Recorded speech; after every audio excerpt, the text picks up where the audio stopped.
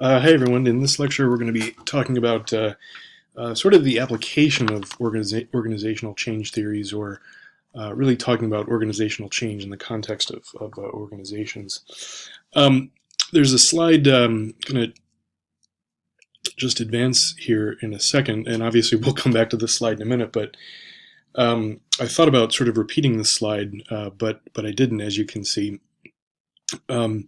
I think Burke does a nice job of framing organizational change as something that's messy. It can appear chaotic, has a lot of moving parts. It doesn't occur in a linear pattern, sort of occurs in fits and starts and things like that. And if we think about some of the material from last week, that seems to resonate sort of with, say, Kurt Levine's process of change, which he identified as unfreezing, changing, and then refreezing. Seems to resonate with sort of the different levels of change: individual change, work group change, and organizational change. And then that idea that Burke also talked about in the material for last week, which is kind of evolutionary and revolutionary change. So Burke is actually one of the few people currently involved with sort of trying to come up with some organizational change theory. Generally, a change theory has sort of got to include what is going to change, how it's going to change, why it's changing, and then sort of these temporal and contextual factors: the who, what, the who, the where, and the when. And interestingly, what Burke is talking about here is not sort of coming up with a theory of change, but it's actually coming up with sort of an organization-specific model of change. That's what he means by theory on this particular slide. And so for an organization really to have to change, to engage in sort of a meaningful change process, they've got to articulate the what, the how, the why, and then the who, the where, and the when. And as we'll see, when human service organizations sort of engage in a change process, these are often the things that they're talking about doing and trying to articulate a broad-based consensus for. So, needless to say, the sort of process of organizational change is pretty difficult. It's hard to study sort of proactively because organizations don't often contact researchers when it is they're ready to change. So researchers are often doing it after the fact. And then, of course, it relies on sort of hindsight and selective recall, things like that. So it's hard to sort of use a normal sort of science, typical science approach. And this obviously is also because research itself can sort of affect the process of the outcome, or can it sort of affect the nature of the outcome. The big thing that sort of the change research suffers from is selecting the right dependent variable. So is the dependent variable change itself, or sort of the product or activity that was supposed to change? And this is probably why there's going to be a lot of innovations in the organizational change research world, I would imagine. And that's particularly true as organizations are changing in response to stimuli in the environments. There is kind of a fascinating field emerging called the complex systems approach. And in a complex systems approach, the sort of the variables are determined as the change and research process moves forward simultaneously, and that's considered a dynamic process. So there's a study of sort of these patterns of interconnections among these variables. It's like I said, it's interesting. It's interesting stuff. Needless to say, what this sort of means for us here, now that we've arrived at this slide that I've shown you already, or arrived again at this slide that I've shown you already, is that organizational change it's messy, it's chaotic, it's hard to make sense of. It can be frustrating, right? It can be emotional and have this affective dimension. Organizational change involves sort of shifts in culture, which are sort of really difficult things to measure. It also involves changes in um, sort of behavior, the behavior of individuals and the behavior of groups of individuals. And shifts, measuring shifts in behavior is actually something that's pretty easy to measure. But one of those things by itself is not organizational change. Organizational change is sort of the sum of all of these things together. So it's the sum of change across lots of different individuals. It's the sum added to sort of the sum of change across lots of different work groups, added to sort of shifts in organizational culture and things like that. So this is a really messy topic, but social workers are sort of good at dealing with kinds of messy things. So Burke does attempt to, he does sort of include um, some different depictions of organizational change. These are extraordinarily difficult to sort of make sense of. Here you've got obviously the organization existing in this box. It's influenced by the environment, but then look at all of the things that are sort of going on in the organization. You've got this interaction between sort of the setting and members or employees of the organization. You've got all these interactions between sort of the vision and technology, physical setting, social setting, and the, social factors, organizational arrangements, that kind of thing. And then you've got this relationship between sort of an individual's thoughts or their cognitions, as they say, and their behavior as it relates to their work. And all of this stuff sort of happens kind of in the organization, in the context of the organization, to produce some kind of organizational behavior. This is a great sort of picture of the complexity of organizational change. The thing that it doesn't show, or the thing that it might be limited by, is really a temporal dimension. And so time, obviously, we typically think of as sort of a linear process. So time goes from maybe one side of the screen to the other. And so what this doesn't show is sort of a change in individual cognitions and things like that. Nevertheless, it's sort of a useful heuristic for thinking about sort of organizational change. Here's another one that talks about sort of or that incorporates sort of a temporal model of change. And so time obviously starts sort of on this side of the chart and goes here. And so this is actually sort of the same structure as a logic model, something that you may have encountered in the evaluation and social work class. And so at least this one sort of incorporates this time variable. But again, they're focused. So this model by Porras and Silvers, they are focused on sort of this organizational outcome. And if you go way back to this first slide that I showed you, when organizations are articulating a planned process of change, they're typically going to articulate what is going to change, how it's going to change, and then why it's going to change. And then they're going to talk about these, as I've said, these temporal and contextual factors. And so this sort of takes that model of change and advances it into sort of a picture, which again this is another useful heuristic for thinking about organizational change. So successful organizational change can be predicated on kind of 8 different things here. One is support from management, from top leadership.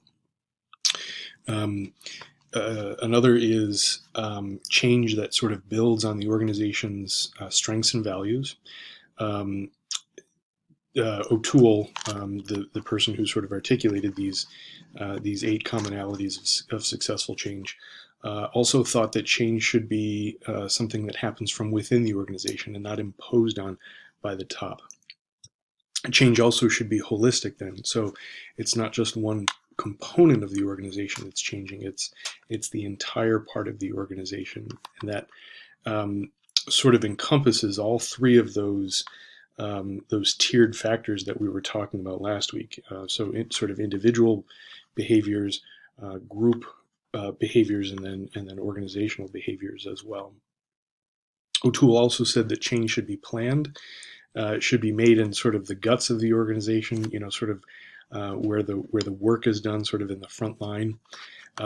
Should be approached from a stakeholder viewpoint, and change should be sort of ongoing. So there should be this sort of continued investment.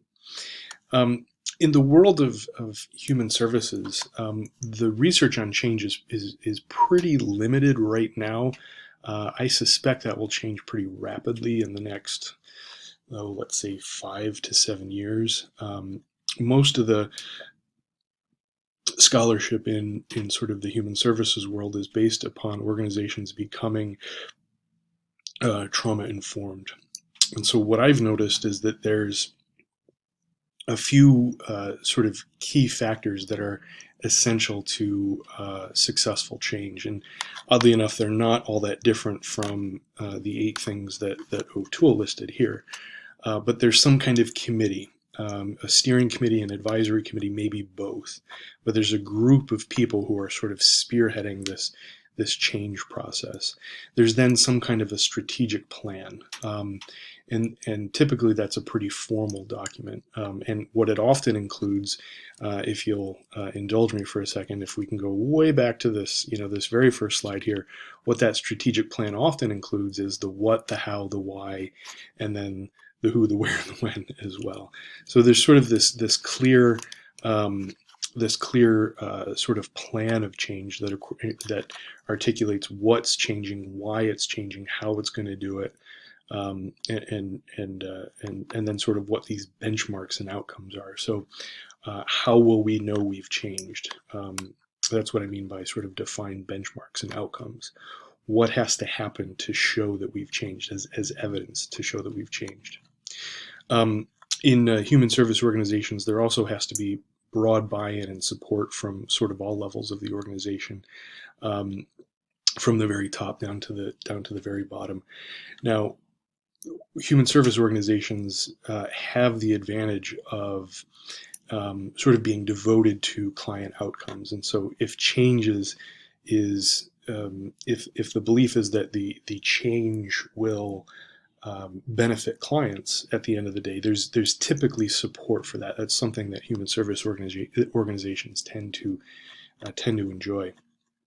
There's also tolerance for setbacks and tolerance for failures. These aren't sort of moments that are punished or sanctioned. They're sort of coached and tolerated. And then there's kind of an organizational commitment to change, sort of a belief that what we're doing here is in the best interest of the organization and clients, and maybe the mission and vision statement as well. So talking about sort of the process of organizational changes is kind of a difficult thing to do. As I've said before, the process during this lecture, as I've said before, the process of organizational change, it needs momentum to sort of sustain the change, but there's often a lot of chaos, and it's a very messy process. One of the things that experts recommend be done to sort of relieve the chaos is a significant amount of communication, and that includes not only from sort of that steering committee or that advisory committee, but from the leadership as well. Organizational change requires sort of an awful lot of trust. Trust not only that the change is going to bring about a better workplace or a more capable workplace that's going to do something good, but also trust in leadership and trust in people who are sort of spearheading the change. And in that regard, the organizational change literature has actually relied an awful lot on sort of the psychology literature, the psychology of trust. So trust has sort of 2 key elements, and they are reliance and confidence. Reliance is belief in a person's character and ability, sort of operationalized by the questions I've listed there on the screen. Can I believe what this person is telling me, and does he or she appear competent competent when they speak? Confidence is sort of that second dimension of trust, and that's believing that the future will hold a better sort of set of circumstances or something like that. And so, can we rely on a person or organization, a group that's spearheading the change to fulfill their promise? And can I put my confidence in them? Trust is fairly delicate, and it can be sort of broken in an instant. Mistrust, on the other hand, is something that's really stable, and so trust is a sort of commodity that organizations and leaders, managers, need to sort of regard as something that's pretty special, pretty sacred.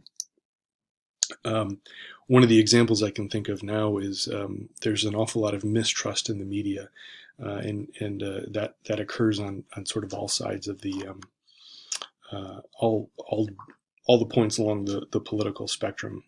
Widespread distrust in the media. It's the amount of or the sort of the extent of distrust in the media has been it's been pretty quick. It's been really a couple of years that sort of people's trust in the media has been undone, and it's going to take a very long time for sort of the media and society to sort of work back, to sort of earn back the trust of that people have in the news and in the media. That is not to say that broken trust cannot be repaired, because it can. And again, we have good research sort of understanding what rebuilding trust entails. So it involves sort of an understanding of what caused trust to fall apart in the first place. It involves being open, transparent, straightforward, honest, direct, genuine, all the things that sort of social workers are good at. And then it involves taking small steps to rebuild trust, sort of inconsequential things done first, leading into more consequential things, and that allows trust to accumulate and rebuild over time. The process of restoration of trust requires an awful lot of motivation, perseverance, and change. Why is it that we're talking about trust? This is sort of my last comment here for this lecture. Why is it that we're talking about trust in organizational change? Well, um, organizational change that isn't done sort of purposefully and it, um, as um, as O'Toole said here when he was talking about the processes of organizational change. Um, Organizational change that's not approached from the stakeholder viewpoint is actually a really good way to break trust, or to sort of destroy trust. And that's why oftentimes organizations are finding that they have to rebuild trust after something has happened. Needless to say, incorporating stakeholder input is a way to prevent trust from being broken in the first place. But sort of preserving trust is something that people who are thinking about organizational change are often keeping in mind. So with that, I will end. As always, thank you for watching. If you have any questions, feel free to get in touch.